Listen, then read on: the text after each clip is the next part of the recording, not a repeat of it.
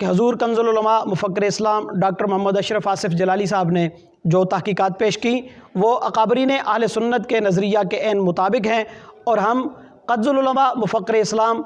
Doctor اشرف آصف جلالی صاحب کی موقف کی اور آپ کے افکار کی، آپ کے نظریات کی مکمل حمایت کا اعلان کرتے ہیں۔ ہم یہ سمجھتے ہیں کہ حضور کنزُ العلماء مفکر اسلام ڈاکٹر محمد اشرف آصف جلالی صاحب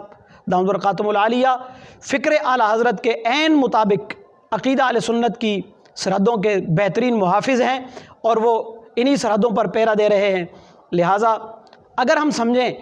یا ہمیں یہ محسوس ہو کہ کنزُ العلماء مفکر اسلام ڈاکٹر اشرف آصف جلالی صاحب عقیدہ اہل سنت سے روگردانی کرتے ہیں، تو جس طرح ہم آپ کو چھوڑ بیٹھے اسی طرح ہم کنزُ العلماء سے بھی دور ہٹنے میں ہمیں کوئی آر نہیں ہے۔ وہ ہمارے مرشد نہیں لیکن آپ ہمارے مرشد تھے، ہم نے آپ کے ہاتھ پر بیعت کی تھی، اور ہم آپ کی بیعت نہ صرف میں نے توڑی بلکہ ہزارہ ڈویژن کے اندر اگر آپ اپنا کوئی ایک مرید سنگل پرسن اگر ایک مرید بھی اب کھڑا کر سکیں جو یہ کہے سینہ تان کے کہ میں شاہ صاحب کا پہلے بھی مرید تھا اور میں شاہ صاحب کا اب بھی مرید ہوں، تو میں یہ سمجھتا ہوں کہ آپ کو مریدوں میں سے ایک بھی نہیں ملے گا، یہ میں دعویٰ کرتا ہوں۔ اگر کوئی ایسا ہے جو آپ کا ان باطل نظریات سے پہلے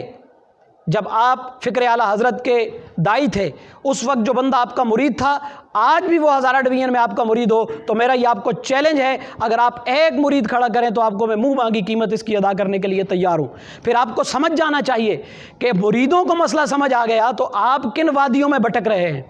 لہٰذا ہم دعا کرتے ہیں کہ اللہ تعالیٰ شاہ صاحب کو صراط مستقیم کی طرف پلٹائے اور اللہ تعالیٰ ان کو رائے ہدایت عطا کرے۔ وما علینا الا البلاغ المبین۔